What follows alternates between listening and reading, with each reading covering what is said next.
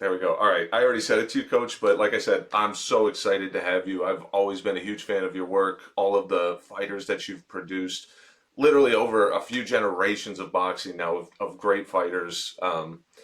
Literally decades of trainer of the year, all very well earned. So to me, this is really an Yeah. honor. So first and foremost, thank you so much for joining me. Thanks for having me. It's awesome. Yes, sir. So I'll start off. The most important thing I really want to learn about you, and I want to learn as a trainer's perspective as well. So the first question I'll ask is obviously, your story and where you started. I think everyone is pretty aligned with and understands it. But being the son of a trainer and being brought up by your dad as your trainer, how do you feel that was unique compared to folks who don't do it that way, or fighters who don't come up under their father? Well, I think it was just a like I could say like an example, like a role model to see what I could do in the future, especially after being a fighter, a world champion. It got my attention at first, when I started working with amateur kids with my dad in La Corona Boxing Club in Oxnard, California. The attention came from working with the kids, and traveling was what really caught my attention. Even though as a fighter, I traveled, I could say, all over the world. I had three fights in Japan. I fought in USA Boxing. We traveled all over the states for tournaments, and participated in different uh, international events. So traveling wasn't fun then because we were training, we were getting ready for a fight, we were making weight. So traveling wasn't fun at those times when I was fighting. But as a retired fighter and now as a coach, that's what kind of caught my attention. The traveling, getting to know places, getting to eat whatever their food out there is, and trying their food and drinks and stuff like that. And that kind of caught my attention. But yeah, growing up in the family where my dad trained my older brother, my older sisters. My dad trained everybody in the neighborhood, all the young kids from. We grew up in a trailer park in Oxnard, and I remember everybody after school would come to my dad's house, to the trailer park, in the trailer parks, and he would train all the kids. So all the kids growing up in around my age, they all learned how to box because my dad was training. My dad would train everybody in the neighborhood. Awesome. I'm going to take a quick sidebar here because when you're training a fighter, and he's cutting weight, for people who don't know what that process is, it's hell for a fighter. Like they're dying up until that scale a lot of times. Do you try to hide it when you're eating? Like, do you got to try to be private? Or do how does that process work? You know what? What? Because I was a boxer, and I know how bad it is when you're cutting weight, especially old school system of doing it. I grew up the old school. My dad didn't have a degree in nutrition or anything like that, so it was basically what they thought was right. Not drinking water was one of the main things that we, grow. When I was young, we thought not not drinking water was what the easiest way to cut weight, and it's the hardest way. It kills you, and that's something we always used to do. Like 2 weeks before the fight, we would drink very little water. They would give us, half a glass of water during our meals. It was hard, but it was, like I said, there was no education, no knowledge, and that was hard. So now, as a fighter, I try. The week of the fight, I try not to eat or drink anything in front of my fighters because I know how it is. I know what it feels like.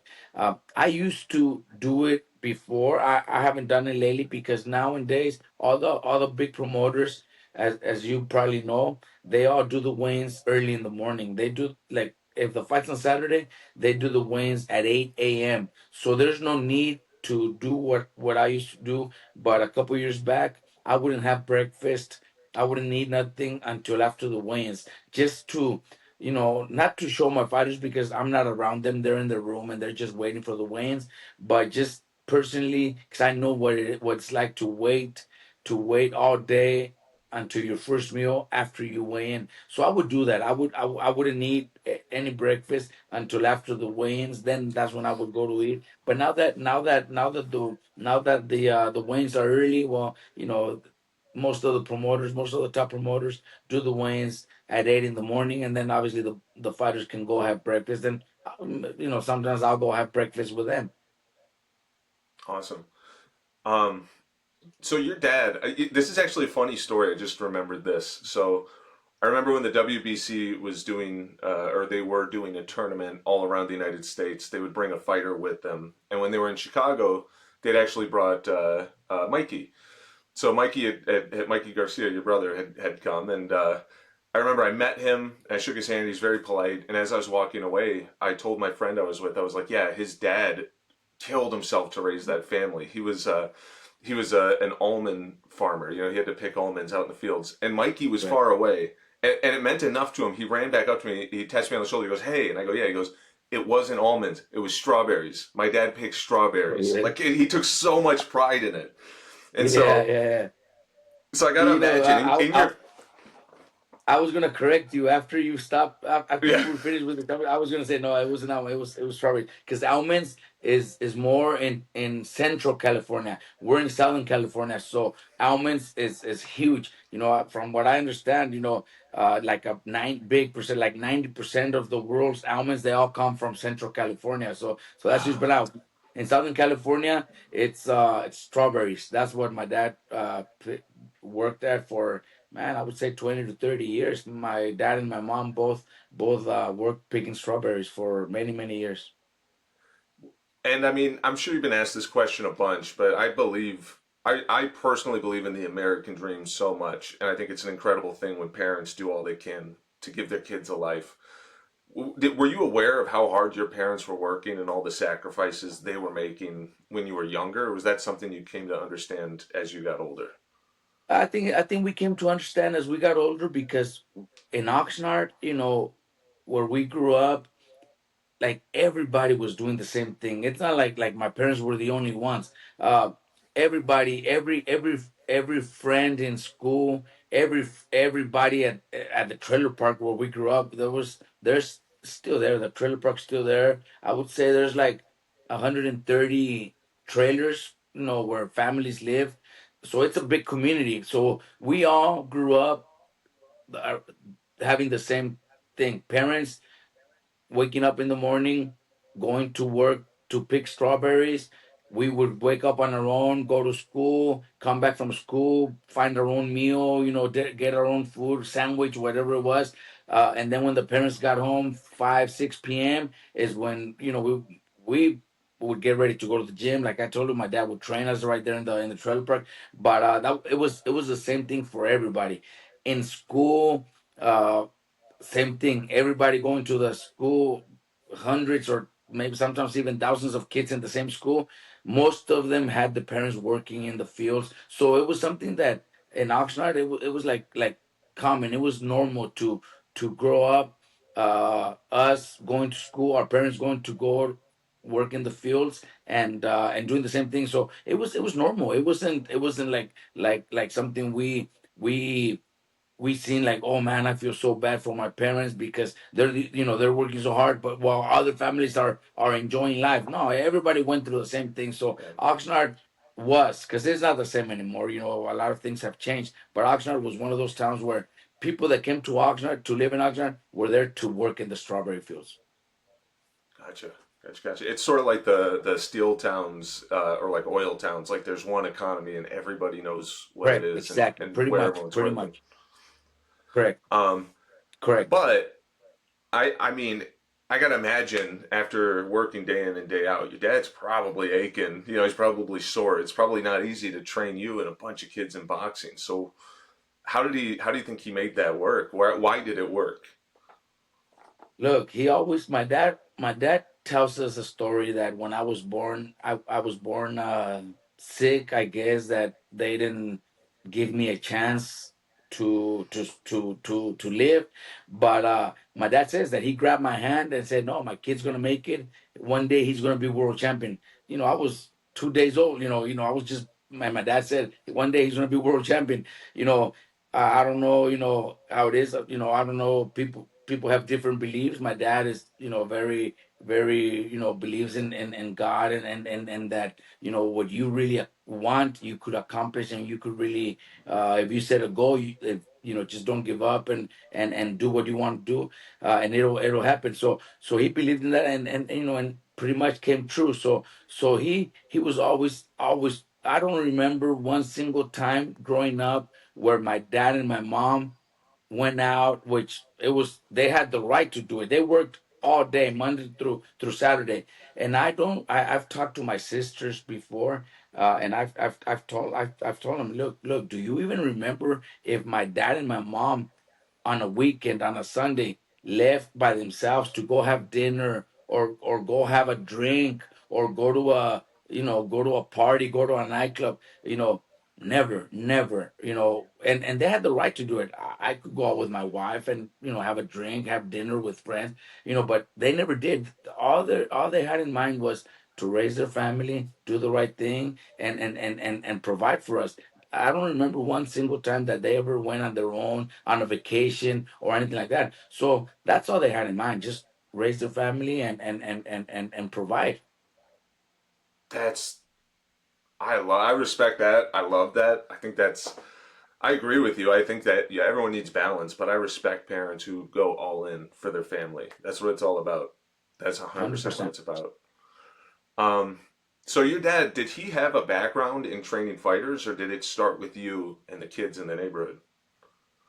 Well, he tells us that before he came to the United States, in Mexico, that he joined a church that was doing that was having boxing amateur boxing, uh, to raise money for the church, to build the church bigger, to just for the church, a Catholic church, I believe.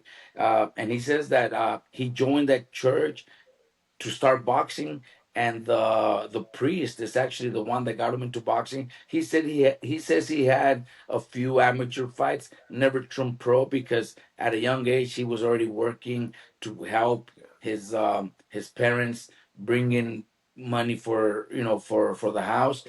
He had to travel to the United States. I believe, I think 18 was when he first came to the United States to start working, um, as a immigrant, and and that's how he started. He says he did train for a little bit in Mexico, to help out raise money for a church. that's awesome. So I think then it's quite. This is where I think it's always so fascinating because I've spoken to so many trainers, and a lot of them say, you learn from your first few fighters and you kind of work your way up, and then you really, and you know this better than anyone because you've worked your way all the way up. But you think about someone like your dad, or even, I mean, other fighters whose dads trained them. You think of like Sean Porter, you think of Lomachenko. There are a lot of examples, obviously, but it seems like there's some type of thing that happens when it's a dad and a son that they can have so much more success with their first fighters than, say, a guy who used to box, comes into the gym and starts training. What do you feel it is that makes that work so well, or why did it work so well for you guys? Well, I think, for us, I think my dad my dad having that dream of one day having a son world champion, was the main thing for him, to try to do his best and make that happen. And us, I don't want to say that it was like an obligation to do it, but my dad pretty much, he's the one that put us in boxing. He's the one that took me to the gym since I was 5 years old. I was 5 years old when I had my first amateur fight, and it was in 1980. And back then, USA Boxing now has the registrations and the books, where they keep track of every fight and everything. Back then, we didn't have that. We would just show up to any amateur show, and if there was another kid your size, your weight, they would match them up, and that's how I fought. My first few amateur fights, because I was 5 years old when I first had my first amateur fight. So it wasn't, I don't think it was my choice that oh yeah, I want to be a boxer. I think it was, my dad's dream of one day, having a world champion. So my dad pretty much put me in boxing, and I don't want to say he forced me, but it was the sport that he chose for me. I love other sports. I love soccer. My favorite, probably my favorite sport is probably soccer. I love soccer, and he but he, never allowed me to play sports like in school because of boxing. I have to be home early because I need to go train. All that, came along where sometimes wasn't easy for me. It was a little frustrating being a young teenager, wanting to do other stuff. I would have loved to play football for my high school, but I was never allowed to because of boxing. So all that, are things that you I could probably go back and say, man, I wish I could have done it, but maybe I would have never been world champion. Maybe I would have never really took boxing serious, and never accomplished what I accomplished. Mikey, same thing. Mikey came into boxing at 14. He never wanted to box, but at 14 he decided to start boxing, and I guess he turned out to be so good because he only had like 8 amateur fights, I believe, when he joined the Junior Olympics, and he made it all the way to the finals. Beat so many kids that were national champions, 2 3 time national champions, and he beat everybody in the nationals. He made it to the very finals and lost a very close decision. We're like, man, with you enter the tournament with 9 fights. Kids that have 150 fights, and you're competing against them and beating them, that's Yeah. big. So Mikey kind of also did it not because he loved the sport, but because he was just good at it. It was just a natural talent. I myself did it because, yeah, that was, I think I was good enough to do it, and try to accomplish what everybody wants to do, be a world champion. But I I I never really had the love for that sport. I don't know. I think it was more my dad that pushed me into boxing. Yeah, that's not uncommon. I'm sure you know this better than me, but like there are a lot of fighters who you can tell they had their parent really push them. You look at now some of them, they may have also loved it, but I look at like a Roy Jones, or you look at like Right. Oscar, and it seems like they were really forced to do it. And they were great. You were Yes. great. You were a world champion, but I've always wondered that. That's a thing I think a lot of parents probably think about is, do you push your kid really hard to be great at something, or do you sort of allow them to make their mistakes and decisions? I guess my question is, do you feel, you kind of said it earlier, but do you feel you could have been or would have been a world champion if your dad didn't do it the way that he did it, and maybe he laid off you a little bit? I don't think I would have. Honestly, I don't think I would have. I think I wouldn't, if my dad would have allowed me to do other stuff and other sports, and do stuff that, my dad was hard on us. He was strict on me, especially I turned pro at 17, so I was still a teenager when I was already a professional fighter. So yeah, he was hard. But now, if I go back, I think that I wouldn't have accomplished what I accomplished if my dad would have been a lot easier on me. We see it. You just mentioned a few names that went through the same thing. We've seen other sports, dads in other sports, movies that pretty much tell you the same story. I think we might think, oh man, that's pretty sad, the way the dad was, the way the dad pushed him. But now we're too at this time now, we're too easy on our kids. You try to guide them and teach them, obviously, how to live a good life. I have my kids too. I have my 2 older boys. One of them is 30 and the other one is 27. They're both doing good. They both have their kids. They're both raising, their families. But we are a lot easier. I could have. I could have probably done the same thing with my kids. I want you guys to box, and who knows? Maybe they could have been world champions, but I didn't have that. I didn't have that in me. It's probably I didn't have that hunger because I had already been a world champion. My kids grew up, going to my fights. My kids grew up seeing me develop a young, Stevie Luevano, who was my first world champion, Brian Viloria. They grew up seeing all that, as kids. So I knew how hard it was, so I never pushed them. Something that maybe if I would have, maybe they maybe they still be right now, 30 and 27. They'd probably be active and fighting and maybe making a lot of money. But I never was. I wasn't one of those. I was, maybe Yeah, because I lived it with my dad. I didn't want my kids to live that. that's totally fair. I think it's also like I'm not trying to get so philosophical, but I think there's a difference between success and happiness. They sometimes don't go hand in hand. And like I don't know, I don't know. I won't name a name, but I've seen people who have gone through the experience that you're talking about, where their parents are that hard, and the other side of it is awful. Once they stop sports, they fall apart because they just it was too much for them to deal with, and now without the sport, they don't have anything, and it's so. I do think there's a balance, but I agree with you too.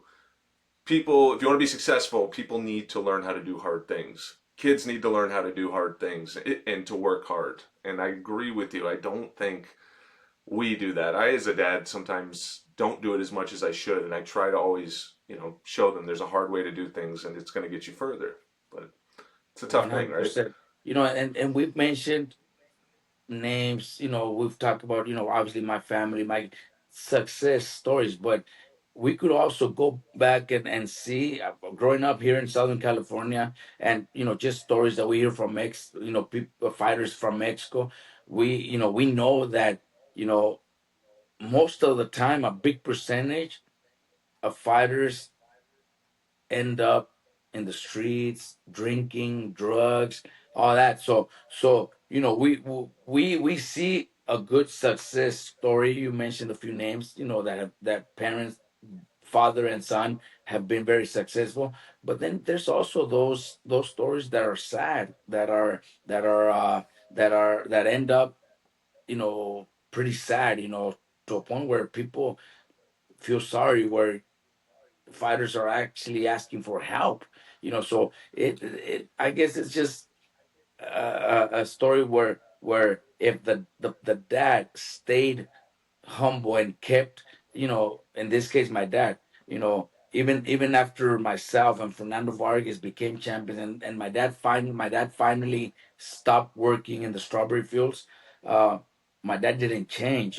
He kept working hard, the gym, training camps. He always kept the family united, to a point where my mom was the one cooking for us. My sister would be the one making our trunks, so we, stuff like that. So it kind of still showed us that it's still family, not to a point where we've seen a lot of trainers, a lot of dads feel like, oh, they deserve to buy, spend the money and use their kids money to enjoy it themselves. It happens a lot. We've seen it happen. So it's just, I guess it's just how the family does things. And those that have done, there's a lot of dad, father and son relationships that have been very successful. Yeah, I agree. And I understand what you're saying too, because we've seen that where dads will want the spot. Like they're clearly living directly through their Right. sons, and they take the Yes. spotlight. They want to do every interview in front of their, and it's like it's in some ways maybe Yes. it helps, to take the pressure off your son if he doesn't want to do all that. But also you wonder if it's you're doing it Yes. for yourself more than the Correct. kid. Correct. So here's one. Why you were doing it since you were 5? How come Mikey got a break? 14? He didn't fight till he was 14? That doesn't sound very fair. He never, my dad didn't force him. He came into boxing out of a sudden. He says, I want to try it. We were he grew up obviously in a boxing family. At home, he was the he's the youngest, and he was born like my younger sister. We have a sister in between. My younger sister is 2 years younger than me, so Mikey's like 10 years younger than my sister. So we didn't expect Mikey. So when Mikey was born, we were all already old enough to know we had a little brother, and we always treated him like the little brother. My dad and my mom always that was a baby. So he was never forced to go to the gym. He was never he could do whatever he wanted. He grew up cutting shots. Mikey was the little boy that if he wanted to play Yeah. something, he would do whatever he wanted. My dad would do whatever he wanted because he was the baby, the new baby in the family. And my older brother and sisters, they had right after Mikey was born, because they were, then they had kids that are Mikey's age. So my older brother has a son that's 1 year younger than Mikey, so that's Wow. Mikey's nephew. But they grew up together. Then we have two other nephews that are 2 or 3 years younger than Mike. So they all grew up together. But Mikey was always the boss. Mikey always called the shots. I want to play this. Everybody has to play that. I want to go to this place. Everybody had to do that because Mikey was the leader of the with the nephews because he was the Yeah. uncle. Everybody had to play and do what he wanted to do. So my dad never forced him to go to the gym. One day, I'm gonna tell you a story, and I know my dad doesn't like this story because he was just that's the way he was. He was difficult. He was hard when it came to pride. My son. My kids are my blood. I took Mikey to the gym when he was like maybe 5 or 6, uh, and there was another kid his age, and they challenged Mikey to get into a sparring match, and Mikey said no, and my dad got mad because Mikey said no. You know what I mean? My dad thought, oh my Yeah. son's not gonna give up. My son's not gonna quit. My son's not gonna say no. But Mikey had never been to the gym, so I just took Mikey home, and I knew Mikey wasn't for boxing. He didn't like boxing. The- it's weird the way he started boxing because I tricked him into an exhibition fight. He was 14 and we went to an amateur show to see our nephew. One of the kids that was almost Mikey's age. We went to see him. We went to an amateur show because he was already boxing. So we went to an amateur show, and there was a kid in that event that didn't get a fight that was around Mikey's age, and USA Boxing wouldn't allow Mikey to compete because he wasn't licensed or anything, but they were able to do an exhibition fight. So I told Mikey, you're gonna have an exhibition fight. And Mike's like, what do you mean? I'm like, yeah, I already signed you up for an exhibition fight, and and he borrowed shorts, shirt, he borrowed a shoes, even a mouthpiece. I think we went to Walmart or something to get a mouthpiece for him, Yeah. and he stepped in the ring, never trained before, just from what he did in the house, playing around, sparring with his own nephews and stuff. And he didn't do bad. He actually, after that's when he said, you know what, I kind of like this. So that's when he started boxing, because I tricked him into an amateur exhibition bout, That's crazy. and he liked it, and that's when he got into boxing at 14. Wow. That is crazy. That's some balls too to get in there the night of, Yeah, in front of an yeah, audience and just be like, yeah. correct. Why do you think? Why do you think you had more success? I mean, there's only a little bit to go based on, right? But clearly you had more success. And Mikey said, "Yeah, I'll do it." With your dad, he's like, "I don't think so, Dad." Why do you think you had more success with Mikey than your pops? Because because the brother, maybe, like the older brother, that because we have our older brother Danny. He's 8 years older than me, so that means he's, I don't know, probably like 20 years older than Mikey. So it was a Yeah. big difference with me. By the time Mikey was born, my older brother was already uh a year later, he was already a dad, so he was more of raising a family, being a dad, a grown man. I was 12, so I could say I was still at home. I grew up with Mikey, you know, playing with him, stuff like that. So I think that's what made it easier for me to convince Mikey to step in the ring and have an exhibition, maybe more than my dad, because Mikey seen me going to training camps and doing Fernando Vargas doing training camps, and it wasn't easy. Like I told you, with my dad, it was hard work. It was, my dad was very strict. My dad wouldn't allow us to have uh people around us. Sometimes, the wife, the girlfriend, the whatever. My dad was really strict when it came to people around you when you were in training camp. So I guess Mikey kind of felt like, nah, that's not what I want. But when I started, when I was a trainer, I was already a trainer when Mikey started boxing.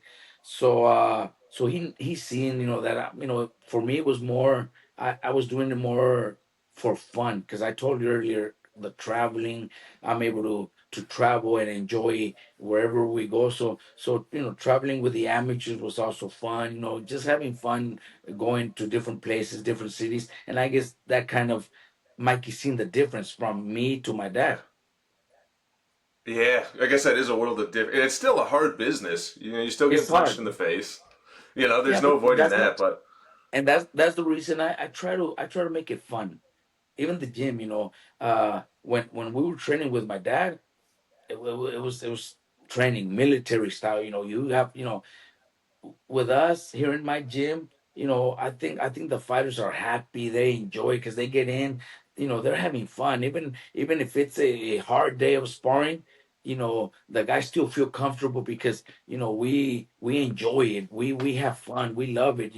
They're looking forward to the next day in the gym because it's going to be fun. They're looking forward to starting training camp because they come to training camp and all my fighters live in the same house together. They enjoy. They could go eat together. They could go to the mall together. With us, it was just different. We had to, you know, we had to lie. Okay, we're gonna go take a walk, and we would walk to a liquor store to buy ourselves a Gatorade because we were not allowed to drink anything because it was just, oh, you're gonna get heavy. Water's gonna, liquids get make you gain weight. It was just the different mentality. Now it's a big difference now.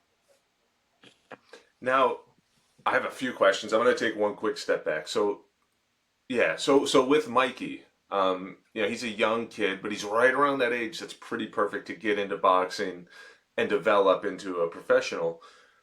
And you guys, I know that age difference because I have two stepkids and then I have a baby, and she's 11 years younger than my stepdaughter. So and I see their relationship. It's a great one, but it's very much like she's like a role model to her.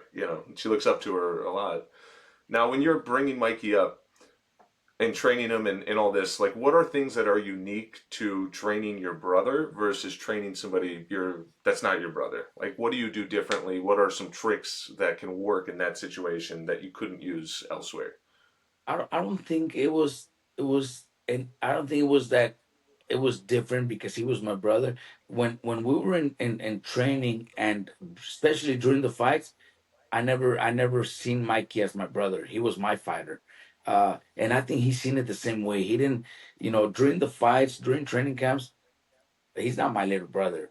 He's my fighter. So he needs to compete. He needs to fight. We have that mentality with all my fighters where, they have a heart that, then they know they have to fight. And Mikey I wasn't one of those older brothers where, oh man, Mikey's getting hit, I gotta be careful. No, it was not. Well, you gotta you gotta man up and do your work.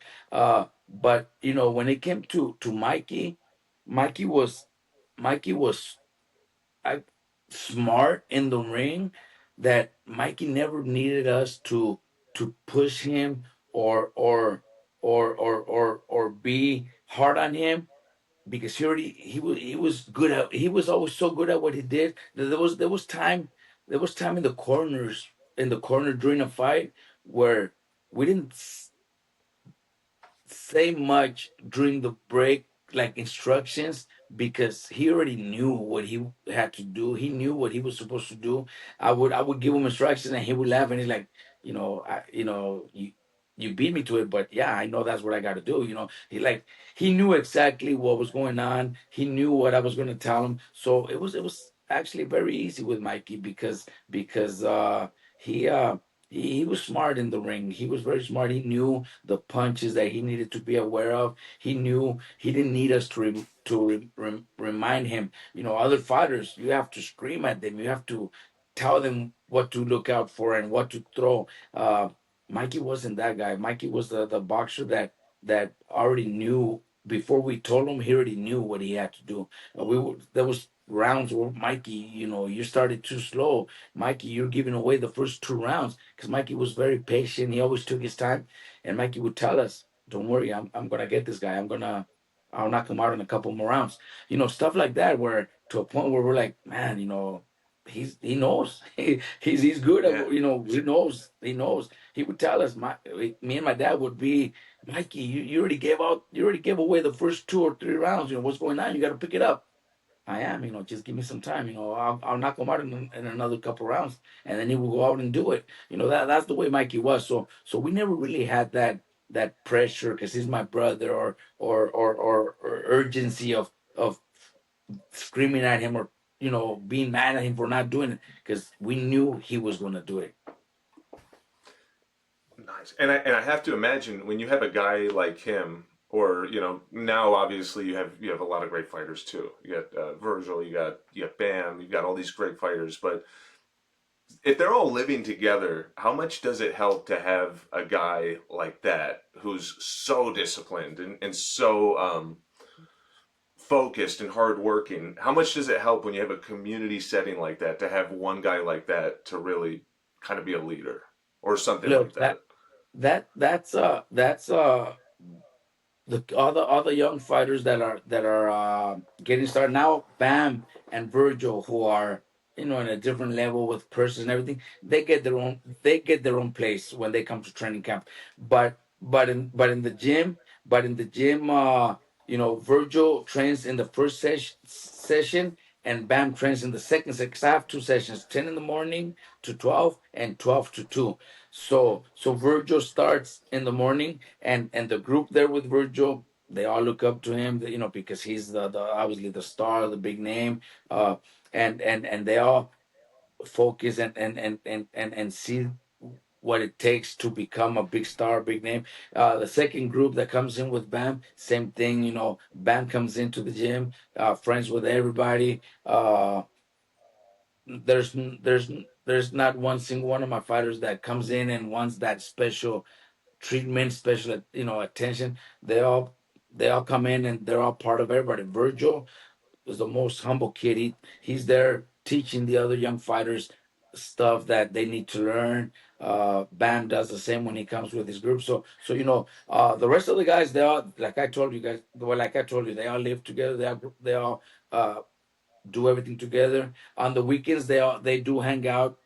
Bam, Virgil could get together with the guys and go to the beach. Go to the mountains. We have everything here in California. Mountains, 20 minutes away. The beach, Yeah. 45 minutes away. So they, that is something that that benefits, where on the weekends they could do stuff together. But now, when Virgil and Bam already uh making very good money and everything. So they get their own place. Nah, I say you put them with the rest. Keep them humble. Keep them Right, humble with the rest of them. right. No, I'm kidding. I'm kidding. But so that's really. Is there a specific reason, or is there a strategy around breaking up the sessions and doing it with those two fighters, or is it just logistically just easier to do it that way?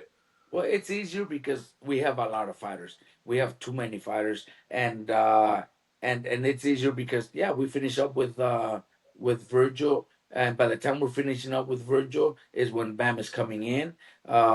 Plus, the size is, Virgil's a super welterweight, Bam's a flyweight, so the groups are also a big difference. So the bigger guys train in the same time with Virgil, and then we have all the smaller guys come in with BAM. So we have quite a few guys that are fighting at flyweight, super flyweight, bantamweight. So they're the ones that come in the group with BAM, even for sparring, all that. We make it work a little bit easier. Right on. Yeah, that's true because the sparring all has to be within a similar weight Correct. range, and those guys are a big gap. Correct. Um, so with everything that you had learned from your dad, you had pointed out a few things that obviously became a little bit antiquated, like they're outdated. Like don't drink any water. Now we kind of we've started to learn that drinking a lot of water will actually flush things out, and Exactly. so what were some things obviously, you explained that you want to do things more fun, but what were some things that your dad did that you started to realize might work better doing it a different way when you started training? Look, 'cause I experienced it during my training camps, and when we started training camps, my dad would take us away from home, away from Oxnard. He would take us to Big Bear, which was a good location for training camps. Shane Mosley, Oscar De La Hoya did a lot of training camps in Big Bear. Uh, but spending 2 months, 2 to 3 months in Big Bear, uh, with nobody around, just sparring partners, my dad, and that was it. Uh, he was really strict when it came to people around us. He wouldn't allow.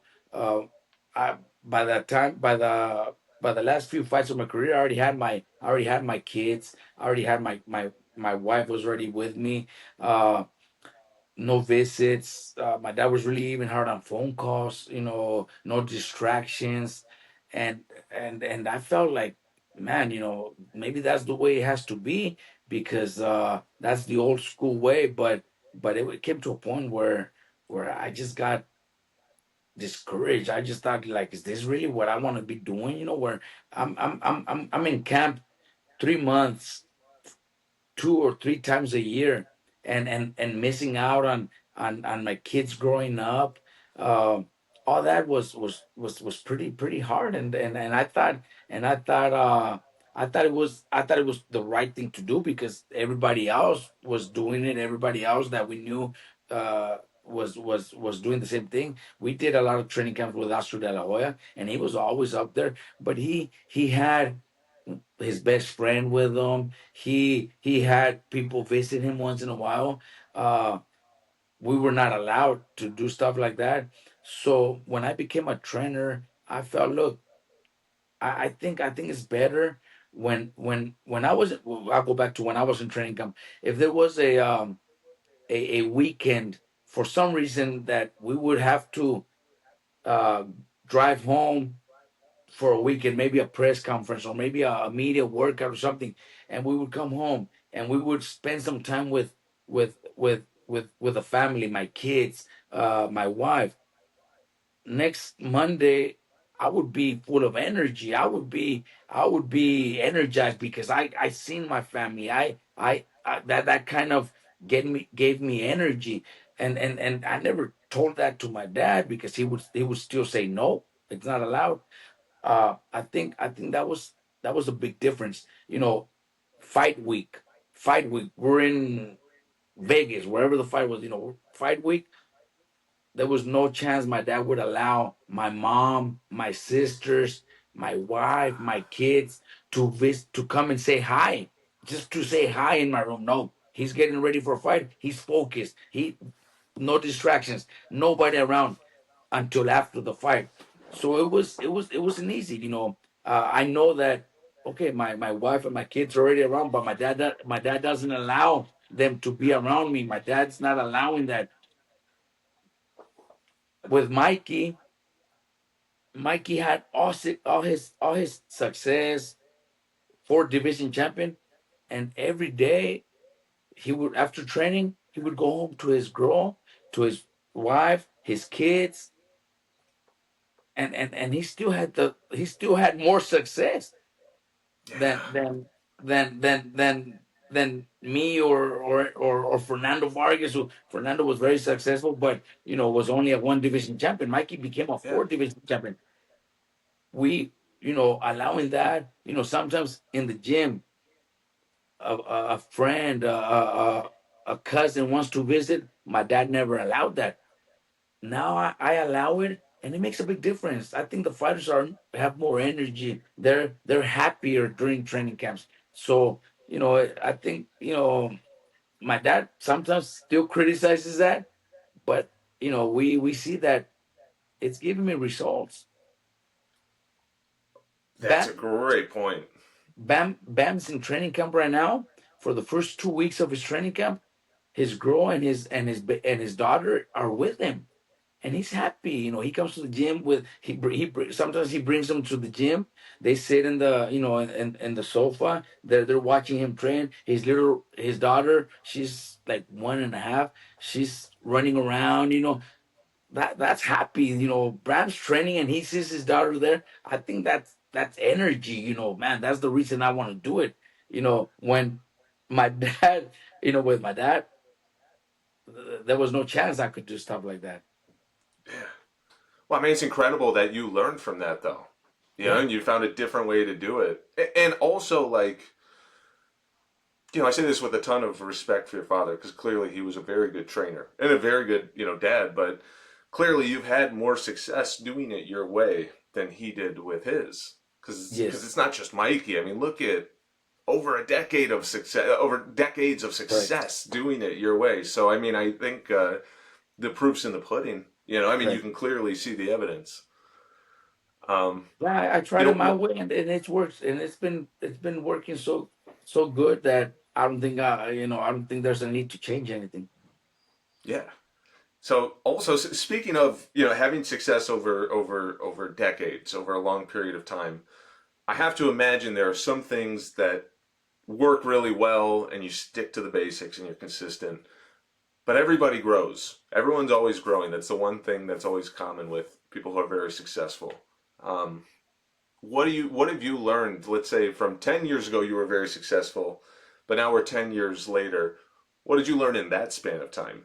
After you already made it sort of to the top, there's still ways to learn and grow. What are some of the things that you've still been able to learn and grow at in that period of time? Well, look, I think with the group, like my son Pita, a few weeks ago or a couple months ago, he was talking about all the different trainers that have been successful with so many fighters, and he mentioned a few that were very good with a group of fighters. Uh, and he said, "Look, with me, with our team, he says you had a group in the you know uh, 2010 to 2015 that you had a really good run with so many fighters that were successful, but now 15 years later, you have another group that's probably as good or even better. You don't see that often. So I think at this point, with what makes a difference is the team that we've brought into our training camps. I think the myself obviously is the same person, but when we moved to Riverside, which is 2 hours away from Oxnard, I kind of started all over, and it was with my son and my assistants. They're all young. They all want to learn. They all want to bring new things. So I allow them to come in and bring ideas, bring different things that they study on their own. They learn on their own with different videos, fights that they watch. So all that we bring into our new group that we have, and we I don't know if I don't know. I don't want to say I have a better group now with all the fighters because man, I enjoyed so much when I was working with Nonito Donaire, Maidana, Brandon Rios. Man, the best. We had the best training camps with Brandon Rios than anybody else. But you know, but it is a big difference from 10, 15 years ago to now. The different things that we've learned throughout the years, and with my son and Chepe, who's like a week older than my son, and then my friend Felipe, who's younger than me, that also works. We brought in Charles Tremley, who's our conditioning coach. He's been with us for like 6 years. I don't worry about my guys getting tired. I don't worry about my guys doing the right thing when it comes to conditioning because Charles is great at what he does. So I just think that what I added with the young, hungry trainers that want to see more. A lot of trainers come to a point where they're comfortable, they're happy. I could have been happy with what I accomplished 10 years ago, and maybe maybe already enjoying life with my wife and and my grandkids. But no, we want more. The younger, my son, the rest of the team, they want more. So I think that's the difference. It's just that I have a young team that wants more and more. I think that's amazing, and I think that's a tough thing for some trainers. I think it's a tough thing to bring another guy in or another person or to have sort of like pupils. But back in the day, that's what boxing was. The great trainers would have, pupil trainers that would learn. But also, I didn't think of that dynamic of you got to have humility and you got to accept feedback from them too, because you can learn new things and you can change the process, or maybe they just do it a little bit differently, but that it could still work. So I think that's huge to be Yes, able to listen. there's so many fighters that are natural talented that me as a trainer, I also learn from my fighters. A lot of our trainers are so proud, saying, "No, I did it. I made him." No, there's many times where we learn from the fighters ourselves. We're not. I don't want to take credit for everything Bam does in the ring. No, he has natural talent. He has natural talent that nobody else can teach. He's got his own natural talent. We have fighters like Virgil who is so disciplined when it comes to training that you don't have. It's not me pushing him. He has that natural talent, that strength that he's had, that mentality of not giving up and stuff. You don't teach stuff like that. So it's also the fighter that helps when it comes to all the success. We've had. I think my son brought this up not too long ago, and I don't know if there's been any other cases, but when it comes to at the end of the year, trainer of the year awards and everything, my son said that most of them, if not all of the trainers that have got trainer of the year, they've got it maybe once. Some have gotten it 2 times. Others have got it multiple times. But they've done it with one group or one fighter in particular. My son has said, my son brought it up the other day. I could be wrong, but he says that we might be the only team, the only group that won it 10 years ago with totally different fighters to now the new group, the new generation, and we got it, and we got it again. So I don't know. Like I told you, I might be wrong, but it's not because just me. It's the team that I had then and the team that I have now too. How do you know how to put, or how do you put together a good team of people around you? Because I know one example, like Abel Sanchez won't let anyone in his training It camp. won't. He's It he's won't. more like your dad, which is okay because it worked very well for him. But he also, I mean, it's a huge caseload. He looks at what food they're eating, their diet, their cardio. Like, he won't let them take supplements, which I understand because you see guys make mistakes all the time with that. But he said he's like, I don't know. He's like, a lot of these guys, if you bring a lot of people in, especially if a new fighter brings his own guy, he goes, you're accountable for that. So how do you have that quality control to make sure everybody that you have around your fighters are the right people? Well, look, the people around my fighter is probably like I told you, maybe the girlfriend that comes to visit once in a while, maybe the dad who comes to be part of, be around his son, but it's my team. They don't bring uh another trainer, or they don't bring their own conditioning coach. Lately, a fighter that came from Mexico did did the same, but I talk to everybody and I know who they are, and they work under my rules, and we've done it very well with Oscar Duarte. We've had a really good run with the last few fights with him, and he does bring in his own people that are not boxing trainers but are running with nutrition and stuff like that, so I allowed it, but they're under my rules, my I still say what they need to do, so I'm able to do it. But anybody else, it's all under my, it's me, my assistants, which is my good friend Felipe, my son Pita, and Chepe, and our conditioning coach Charles Tremley. They all work under everybody. So because I know if somebody's going to get blamed, it's going to be me. So I Yeah. want to be responsible for what I'm doing. I know the way Abel works, and I know Abel since I was a little kid. Because my older brother used to train with Ben Lira, who was the trainer in El Monte, California, where my brother used to train, and Abel Sanchez was there helping Ben Lira. So I know Ben Lira. I know Abel Sanchez since I was like 5 or 6 years old, Wow. Yeah, yeah, and he has that he's seen. old school system. But he only Yeah, has. But you can't that help but. one thing that he could do. He's able to do that because he only selects certain fighters. He only has maybe 2 or 3 fighters that he's working with, and doesn't work with anybody else. With me, I need to bring in different guys. I could use the help because I have 30 plus professional fighters that we have to work with, and then in the evenings after 4 p.m. we have 200 amateur kids that we need to work with. So I do need a bigger team, more people around, because we just have a bigger team. But I think that's good for boxing. I think it's good for you to train, the next generation of trainers. No, nobody talks about that, but I think it's critical.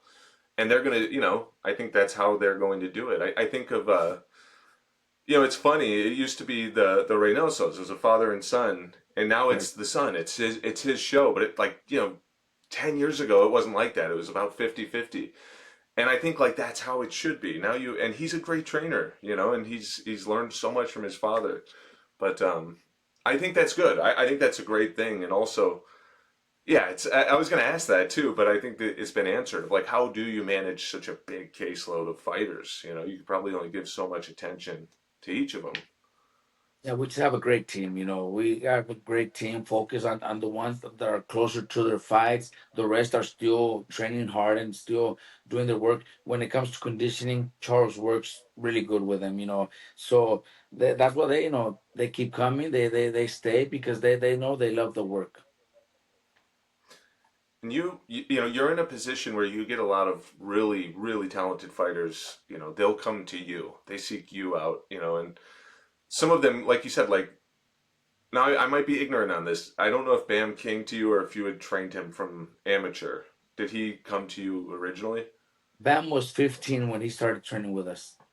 So he was a kid. He was still an amateur. Okay, so he was still a kid, so that's a Yes. totally different scenario. Yes. Um, but wait, so I'm trying to think of an example off the top of my head of a fighter who you just start like Anthony Joshua. You worked with him, correct? You know what? And yes, Anthony Josh is one of them. Marcos Maidana is another one.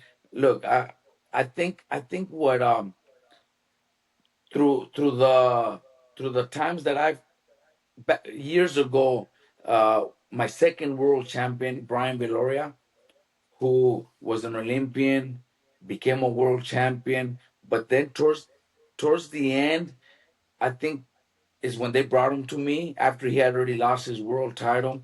I think seeing that I kind of bring something back for the fighters when people are already kind of thinking they're done, they're not having, and I kind of bring them back, and Brian Villar became champion. Uh, then came Marcos Maidana when he was when he lost to, I would say, Alexander. What he lost the fight where I got a call from his manager telling me, "Look, Robert, Marcos Maidana wants to retire already. He just lost his last fight and doesn't want to fight anymore, but he still has a lot left. I think he just needs a new trainer, somebody."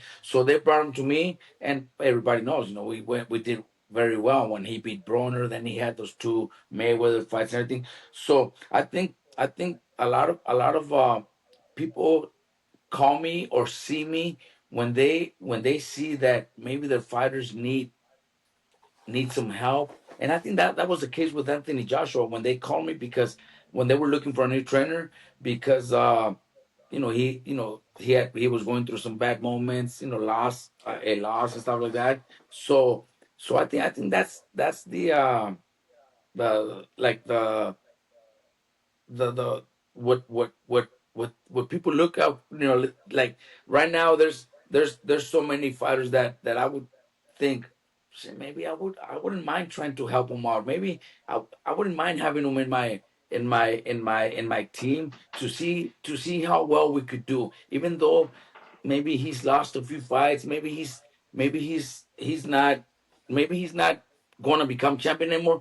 But what if I did? What if I did make him a champion? It would, I there is those type of fighters that I see fight, and I'm like, man, what if I had him, and maybe I could turn him around and make him a champion. That's kind of like what they're looking to me for, like trying to change their careers around. Yeah.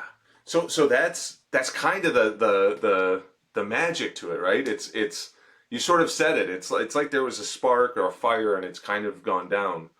What do you do? Like what is I don't want to have you give up the secret sauce, but like how do you take a guy who's maybe got a cloud over him and bring him back to the promised land? What's the Look, what's the way of a that lot of happening? a lot of times, a lot of trainers might think, "Oh, I'm getting so and so.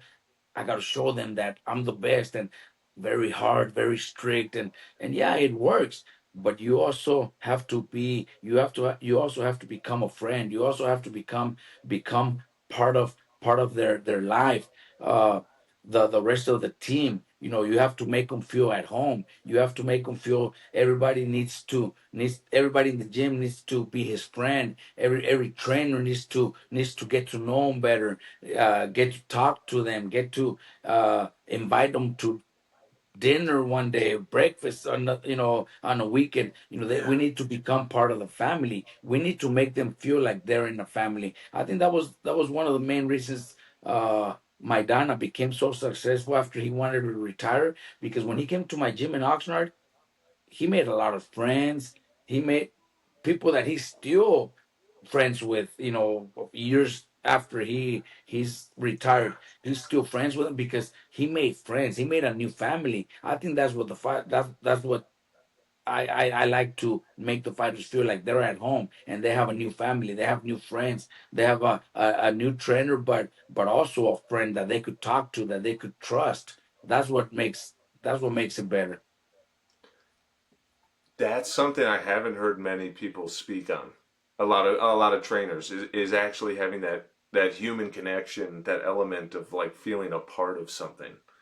That's a very unique thing that not many people have mentioned. I think you might I'm be I'm not one of the sure. first. I'm not sure if other trainers are also involved and you know become part of the fight or something like that. With us, my dad, my brother Mikey, myself, all of my fighters that are obviously beginners is just a different story. But the ones that are already making good money, good paydays, we don't just train them and everybody gets paid and we're done and the next fight comes. We talk to all of our fighters about how to invest their money. We have a team that comes to my training camps every other month, 2 3 months, to talk to the fighters, uh,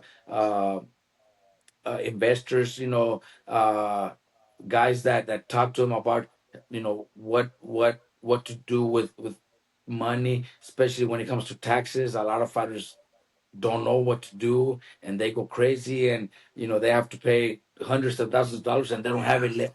they don't have any money left. So we guide them through all that. We always go through all that with all my fighters. Virgil, I talk to him and his dad a lot about that. Bam, we do that. Brandon Rios, we did with, we try to guide them the right way so they could know that we're not just the trainers and making money off them. We're also guiding them and opening their minds and opening their minds to to be successful in life, not just while they're fighting, but even after their careers are over. We keep a good relationship with everybody, with all of my Yeah. fighters, that my former fighters. I have a really good relationship with them because I always showed them and taught them stuff that they need to learn in life. Yeah. So I'm gonna pivot. Also, I will say this too. I think that's a great thing to do. It's a humane thing. It's a right thing to do by these fighters because a lot of them have spent all their money and then they owe taxes and it gets compounded daily and it destroys them. They'll never It pay it happens off. a lot. But also from a career standpoint, I'd imagine there are probably fighters who they get behind on their taxes, and now the next fight they take is going to be predicated on what's going to help them make it back up, and they can't make the best career decisions. They're taking fights on short. I mean, they just need the money, so it could really probably screw someone's career up getting behind on their taxes. I just thought about that, but that's probably a It huge happens a problem lot. too. It happens a lot. That's a huge problem with athletes, boxers, in our sport, and it happens a lot. All my younger fighters that are getting to that position, I bring this person in. He's a financial advisor, and you know tells them exactly what kind of accounts they need to open up.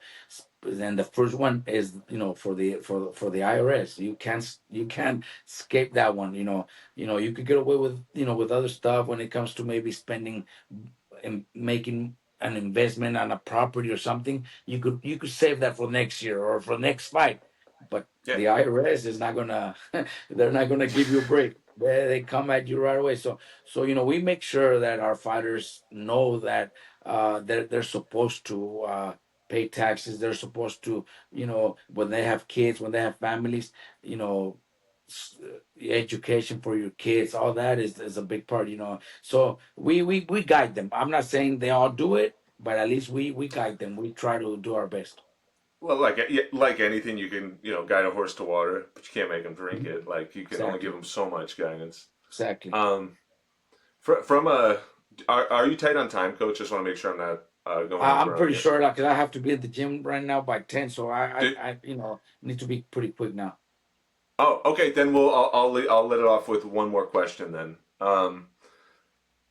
For young guys, it's kind of a weird one, right? But like maybe fighters who are now retired, they want to think about training. They don't know the first thing other than what they've learned from their trainers. What's one piece of advice you give any trainer who's about to start training today? The best advice and the best I've learned from being a trainer for 20 plus years already, I have to be very patient. A lot of former world champions or former boxers, they want the fighter to become successful from one day to another, and that's not going to work. Don't rush it. Take your time. Be patient. I have 8-year-olds in my gym that I know 10 years from now I'm going to be getting ready to turn them pro. I'm not in no rush. I have young fighters that are getting ready to turn pro soon, or that maybe have one professional fight already. I'm not.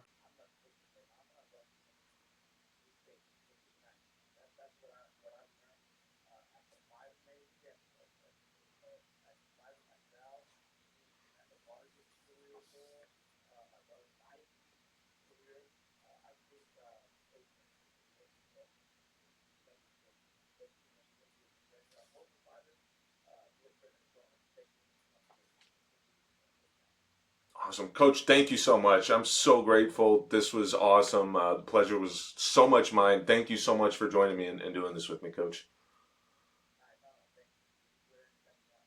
Thank you, sir. Bye.